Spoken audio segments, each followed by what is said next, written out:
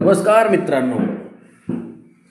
तर मस्त कॅस बसलोय काहीतरी लिहू वाटतं असं. हिंदी लिहिण्याचा पण शौक आहे मला. हिंदीच लिहितो मी ज्यादा तर. असं सुचत सुचत एक आपलं किती आपलं वय झाले, वेळ होऊन गेलाय, तर आपल्याला काय त्याच्यातनं एक अनुभव आला, तर तो मी तुमच्या पुढं सादर करतोय की असं होतं की बचपन में था मैं घंटी लवर. काय घंटी खेळायचं, ट्रिंग वाजवायचं असं तसं. जवान थोडं झालं, थोडं बेवटीवर म्हणजे थोडं क्रश वाढायला लागला, मुली वगैरे इकडं तिकडं.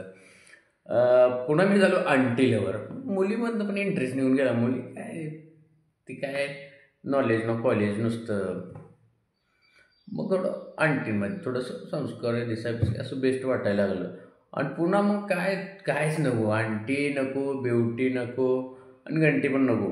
आता 90चं पण एक वारं आलं. 90 लावायला चालू केली. तर जीवन असं चाललंय की बचपन में था मैं घंटी लवर, जवानी में हो गया ब्यूटी लवर, फिर हुआ मैं आंटी लवर और बन गया मैं 90 लवर. अब बन गया मैं 90 लवर. तर असं आहे. आता हे अरे लिहित लिहित काय सुचल ते आपण लिहितो. मी लिहित असतोय. तर पुन्हा असं लिहिलं की एवढं कहा इतना कहाँ टाइम की अरेंज करो मैरिज, इतना कहाँ टाइम की अरेंज करो मैरिज, सीधा लड़की ही भगा लो और बरसों से सोई थी किस्मत इसे जगा लो. तर काय आहे, एवढं टाईम नाही की मी असं लगीन ठरवायचा आणि इकडे तिकडे त्यावेळेला पोरगीच पळवून नेली डायरेक्ट. आणि लय दिवस झालं नशीब पण झोपलेलं, त्याला पण उठवलं, म्हणलं उठ की बाबा लागा, असं कसं. असं. आणि दुसरा प्रश्न काय ठेवायचं उमेद हो. स्वतःच आपलं स्वतःला घडवलं पाहिजे या. स्वतःला घडवायचं. कारण की फॅशनच्या जमान्यात कोणाला कपडे देऊ घालायला, फॅशनच्या जमान्यात कोणाला कपडे देऊ घालायला, कशी पण घालते ती माणसं. त्यापेक्षा आपलं डोळं फिरवा आणि आपल्या कामात ती गोड्या कशी हे लावते ना, ते इकडं तिकडं बघून हे तसं. बघ कसलं फाटकं गाठलंय, खराब गाठलंय, अश्लील आहे ते बघायचं नाही. आपण आपलं काम निघून जायचं. की फॅशन के ज़माने में किसको दूँ कपडे, मैं ही अपनी आंखें ढक लूँ. तर असं वाटते. और सुख दुख में कोई सच्चा साथी ना मिला, सुख दुख में कोई सच्चा साथी ना मिला, सोचा थोड़ी 90 ही लगा दो. और पंच इंद्रियों को कौन करेगा खुश, सोचा थोडा इसी का स्वाद चख लो. म्हणजे पंचेंद्रियांना कोण खुश करणार, सगळं मतलबी माणसं हे ते. त्याच्यात थोडंसं आपले हे असं 90 लावली की एकदम पंचेंद्रिय खुश. म्हणजे अनुभव नाही. अनेक लोक असं करतात. आपले फ्रेंड सर्कलमध्ये पण आहेत भरपूर. तर असं लिहिण्याचं मला एक, आणि मी लिहितो जे मला दिसतं, जे मला पटतं, मनाला जे वाटतं ते लिहितच असतो मी. अनेक गाणे लिहिलेत असे. तर आपलं हे गाणं होतं की त्यात एक मी डायलॉग मारला आहे आता.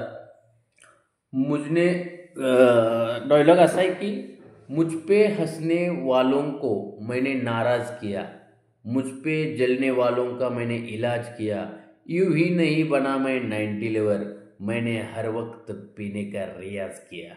म्हणजे प्यायचा पण रियाज करायला लागतो. तेव्हा मग ते म्हणते ना, मला बाटली पेल्यावर काय नाही होत, 2 बाटल्या पेलो तरी काय नाही होत. म्हणजे बघा की पिण्याचा का रियाज किया, जसं काय ह्यानं गोल्ड मेडल गाण्यासाठी मेहनत घेतल्या. 1-2 बाटल्या खपवते ती पण बिना पाण्याच्या.